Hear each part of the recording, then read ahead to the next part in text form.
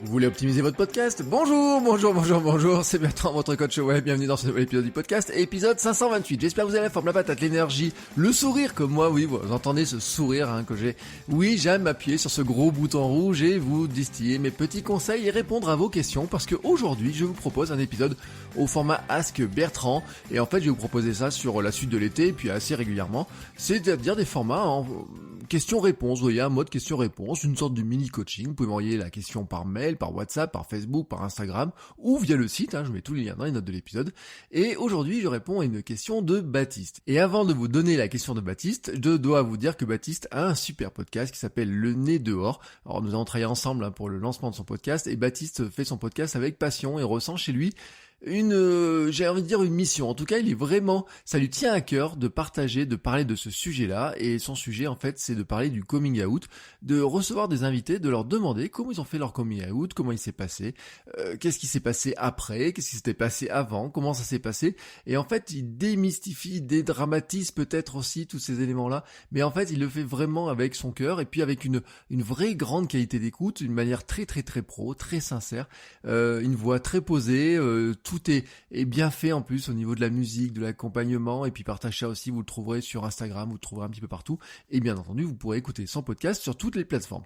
Donc Baptiste, joli boulot. Alors bien sûr tu as envie d'optimiser un petit peu les choses, et ta question c'est: à quelle heure faut-il publier son podcast? Alors voilà une question qui, pour moi, n'a pas vraiment lieu d'être réellement. Voilà, c'est autant le dire, c'est pour moi une déformation qui vient des réseaux sociaux, ce type de question, ce type de raisonnement sur les réseaux sociaux. Oui, il faut publier à une bonne heure, à l'heure idéale, car les algorithmes font le tri. Si vous publiez le matin, vous pouvez pas vous dire que quelqu'un qui se connecte le soir verra à coup sûr votre photo, mais si on prend le cas d'Instagram, mais ça peut être Twitter ou quoi que ce soit, la durée de vie des contenus sur les réseaux sociaux est assez courte, et on a pris des mauvais réflexes, j'ai envie de dire, c'est-à-dire que ce réflexe de dire il faut absolument que je publie à la bonne heure, à l'heure à laquelle les gens sont le plus connectés. Et en fait, je trouve que le média, le podcast, je veux dire, est un média qui est différent parce que les gens s'abonnent et il n'y a pas de tri. En fait, on s'abonne par Apple, Google, Pocket Cast ou je ne sais pas quelle application de podcast que vous avez sur votre téléphone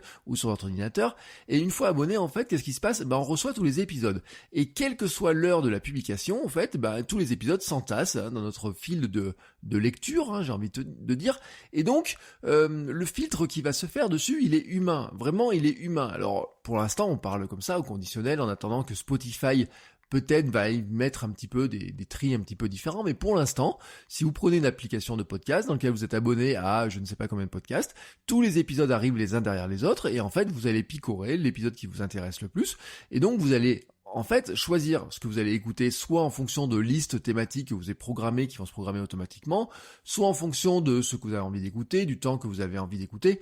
Donc on va dire que quelque part, finalement, le filtre, il est vraiment humain, et donc si quelqu'un aime votre podcast, il va avoir envie d'écouter votre podcast à condition que votre podcast soit disponible et qu'il sache qu'il est disponible et qu'il se rappelle qu'il est disponible.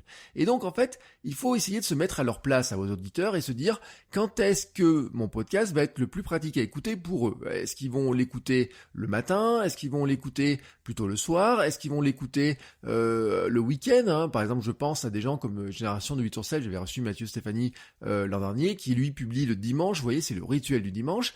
Où vont-ils l'écouter? Comment vont-ils le télécharger? Est-il lourd? Est-ce que ce sont des formats qui sont longs? Est-ce qu'il vaut mieux qu'il soit en Wi-Fi parce qu'il est lourd plutôt qu'en 4G? Parce que si vous faites un épisode qui fait 3-4 minutes, en 4G il va se télécharger très rapidement, mais si c'est un épisode qui fait 2 heures, c'est sûr qu'en 4G il peut mettre un petit peu de temps, et puis quand les gens voient un épisode qui fait peut-être 100 ou 200 MO arriver sur leur téléphone, ils ont peut-être pas envie de le télécharger maintenant, et peut-être qu'ils voudront attendre un petit peu plus tard. L'autre point, et j'en ai un petit peu dit avec Mathieu Stéphanie, son Génération de Do It Yourself, c'est finalement le rendez-vous que vous allez donner. Être là toutes les semaines, le même jour, à la même heure, pour moi, c'est ce qui est le plus important. Et je dis bien être là, et ça veut pas dire publier, en fait. C'est-à-dire que là, je veux faire une grande différence. C'est que être là, ça veut dire que si je dis que mon podcast est disponible tous les vendredis matin à 7h, il peut être publié avant. en fait. Il peut être publié avant. Mais il doit être présent à 7 heures. En fait, si quelqu'un a pris l'habitude d'écouter un podcast en allant travailler le matin et que je veux qu'il ait l'habitude d'écouter le mien le vendredi matin, je dois être dispo chez lui avant qu'il ne parte, avant qu'il ne monte dans sa voiture. Je vais aussi prendre un autre exemple. Là, je salue au passage Olivier qui promène son chien en écoutant le podcast.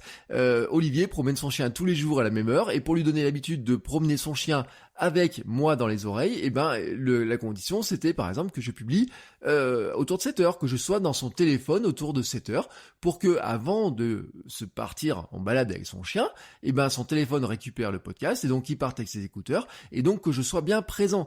Mais en fait, quand je dis présent à 7 heures, j'aurais pu être présent à 6 heures ou à 5 heures ou peut-être même beaucoup plus tôt.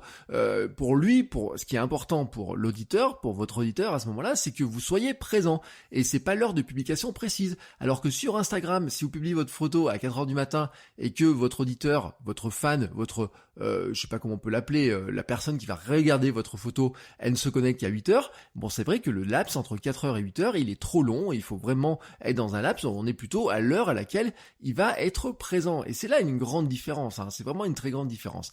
Et je vais rajouter un petit facteur technique dans l'histoire. J'ai parlé un petit peu du poids du podcast. Des épisodes longs, un peu compressés, pas trop compressés on va dire d'ailleurs, peuvent mettre du temps à se charger, hein, si vous voulez avoir une bonne qualité, si vous mettez de la musique, vous n'avez pas compressé comme moi.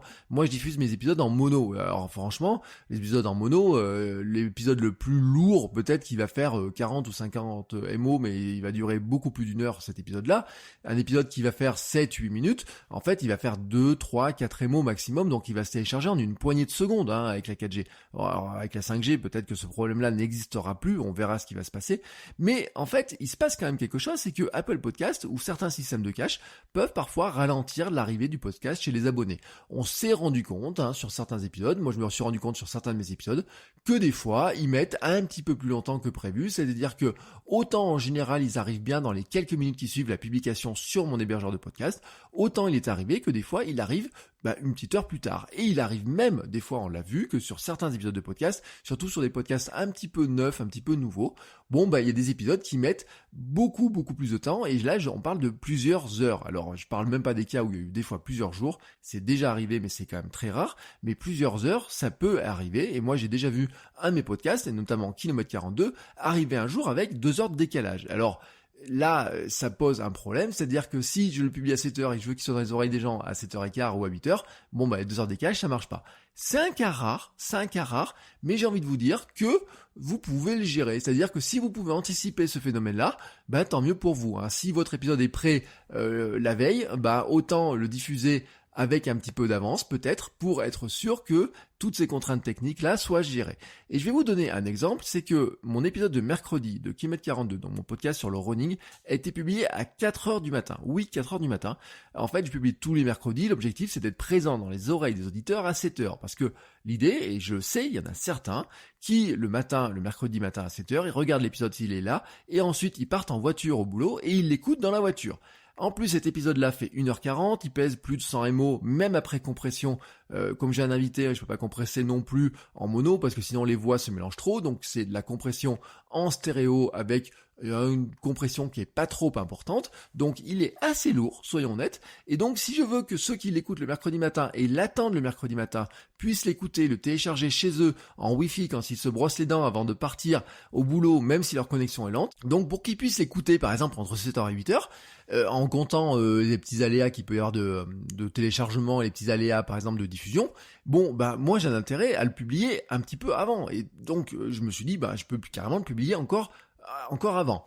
Donc j'aurais pu publier à 5h ou à 6h, mais je me suis dit qu'en fait 4 heures, ça permettait aussi aux très lève-tôt, par exemple, de pouvoir l'écouter quand ils vont courir, parce que moi, des fois, je vais aller courir à 4h30, à 5h du matin, avec la chaleur, on peut aller courir assez tôt, il y en a qui courent très tôt, vous pouvez faire du sport très tôt, vous pouvez travailler très tôt, vous pouvez avoir besoin, vous pouvez commencer très tôt, et donc vous vous levez à 5h, et donc c'est à ce moment-là que ça va se télécharger, Et donc finalement, le fait de moi de publier à 4 heures, ça ne va pas changer grand-chose pour moi. C'est-à-dire que je vais rendre service à ceux qui vont vouloir l'écouter très tôt. Je vais rendre service à ceux qui vont pouvoir le télécharger chez eux tranquillement, sans se presser, sans devoir dire je vais être en retard parce qu'il met du temps à télécharger ou quoi que ce soit.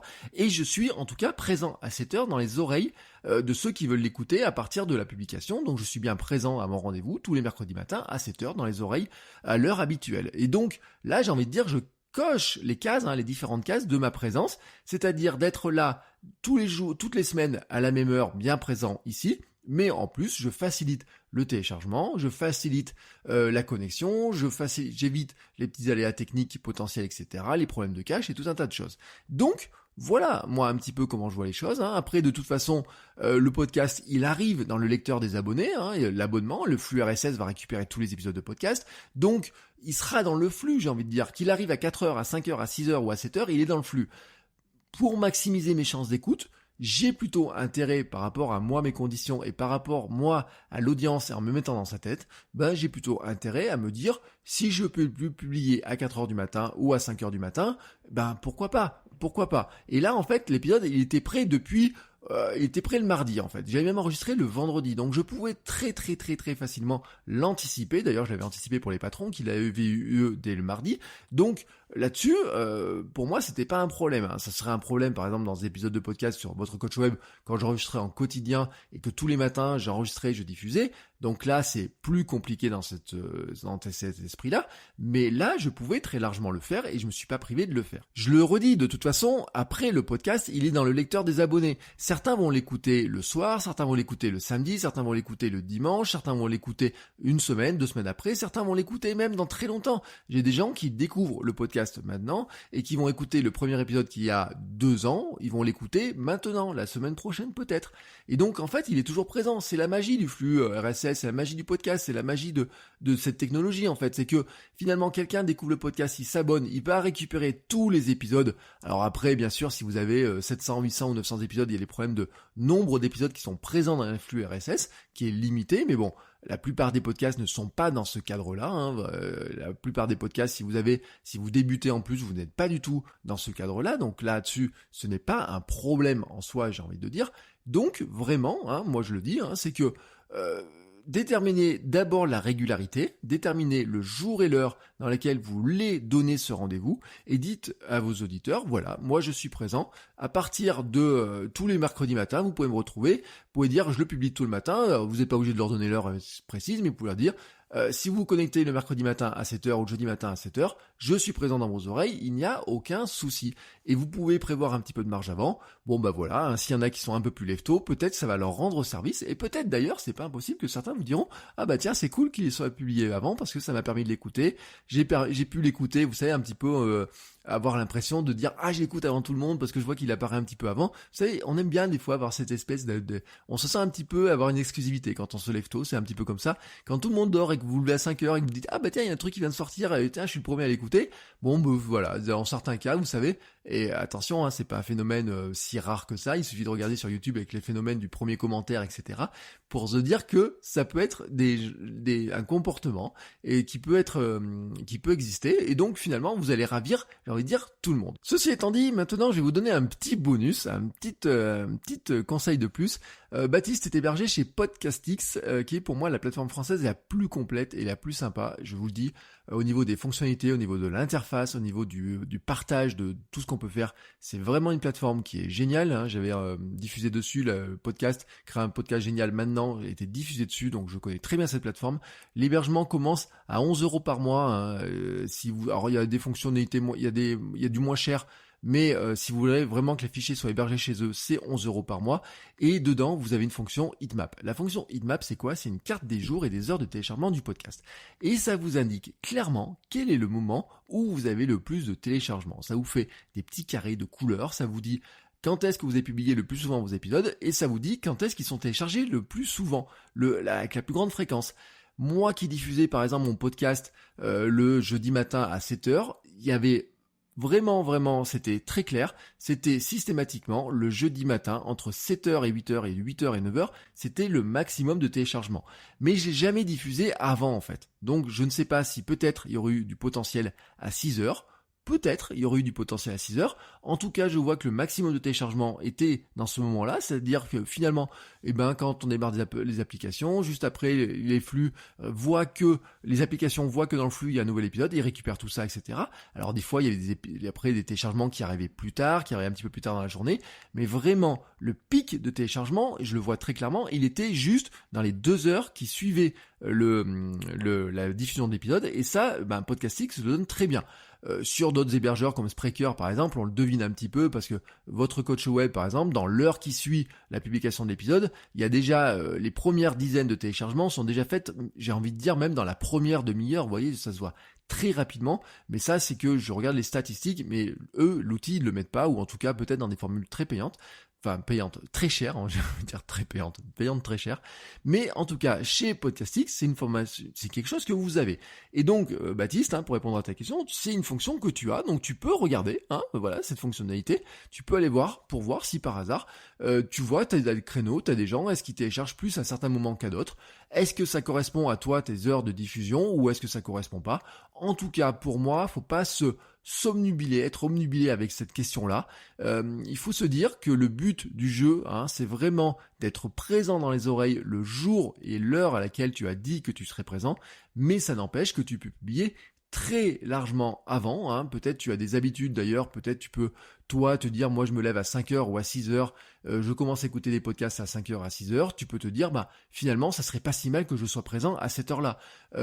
Après le rendez-vous tu peux le donner plus tard ou plus tôt, mais on n'est pas dans les réseaux sociaux, on n'est pas dans les technologies du mail, même sur YouTube on a ces stratégies d'être présent aux heures, d'essayer de maximiser les heures de présence, etc. parce qu'il y a peut-être beaucoup plus de concurrence, mais c'est vrai que dans le podcast, c'est un tri qui est grandement humain, soyons clairs, c'est grandement humain. Moi, je choisis quels sont les épisodes de podcast que je télécharge, ou alors j'ai des playlists automatiques, mais c'est moi qui crée mes playlists automatiques, et donc à partir de là, j'ai envie de te dire, facilite toi d'abord ton travail à toi, mais facilite aussi la vie de tes auditeurs, et dis-toi que si ton épisode, il est prêt la veille, pourquoi ne tu le mettrais pas à 4h ou à 5h du matin en disponibilité, en publication à 5h ou 6h du matin, plutôt que d'attendre de dire je vais publier à 7h, 8h parce qu'ils sont plus en ligne à ce moment-là. Non, j'ai envie de te dire, s'il est prêt, pourquoi ne pas publier? En tout cas, moi, c'est mon parti, je dis très clairement, je pense que c'est aussi bien de faire comme ça, que ça arrange vraiment tout le monde. Voilà donc, c'était ma réponse à Baptiste. Si vous aussi vous avez des questions, n'hésitez pas à m'envoyer un petit message, je répondrai bien sûr avec le plus grand plaisir. Et bien entendu, si les épisodes de votre coach web vous plaisent, n'hésitez pas aussi à aller mettre une petite note 5 étoiles sur Apple Podcast, mais aussi faire une petite dédicace par exemple sur Instagram. Tiens, j'ai parlé d'Instagram et des stories, ou partager aussi sur LinkedIn, mais par exemple sur Instagram, vous pouvez marquer j'écoute votre coach web à tel endroit, en faisant telle chose, etc. Vous mettez mon nom, Bertrand Soulier, vous mettez un petit hashtag votre coach web, vous pouvez mettre une photo de votre autoradio, vous pouvez montrer une photo si vous êtes à la plage en train d'écouter le podcast, ou vous pouvez faire comme vous voulez, c'est vraiment, mais voilà, c'est ce qui aide aussi le podcast à être découvert, parce que comme ça en fait vous faites fonctionner la viralité autour du podcast, et vous faites découvrir à ceux qui ne connaissent pas le podcast, je parle le monde du podcast dans son ensemble, qu'il y a des podcasts qui existent, qu'il y a des sujets qui sont traités, et que ces sujets-là pourraient aussi les intéresser. Et si vous faites ça avec tous les podcasts que vous aimez, vous allez aider les podcasteurs que vous aimez à être découverts, non pas seulement ceux qui connaissent déjà l'univers du podcast, mais en le faisant par Instagram ou LinkedIn, vous allez arriver tout simplement à diffuser le podcast dans son ensemble auprès de personnes qui ne sont peut-être pas sensibles à la force et à l'intérêt du podcast. Et la force et l'intérêt du podcast, il est grand dans ce monde où on est envahi par les écrans, où certains ont besoin de se détacher des écrans, où on a aussi besoin, par exemple, de se dire qu'est-ce que je vais écouter quand je vais aller courir, quand je vais marcher, quand je fais la vaisselle et que je peux pas regarder en permanence l'écran. Le podcast en fait partie. Et peut-être vous avez dans votre entourage des gens qui n'y sont pas sensibles. Alors c'est aussi un moyen de leur faire connaître. Et nous, les podcasteurs, ça nous aide. Et vous, en tant que créateur de contenu et peut-être podcasteur, ça vous aide aussi. Voilà, sur ce, je vous souhaite une très belle journée, une très belle fin de semaine et on se retrouve la semaine prochaine. Ciao ciao les créateurs!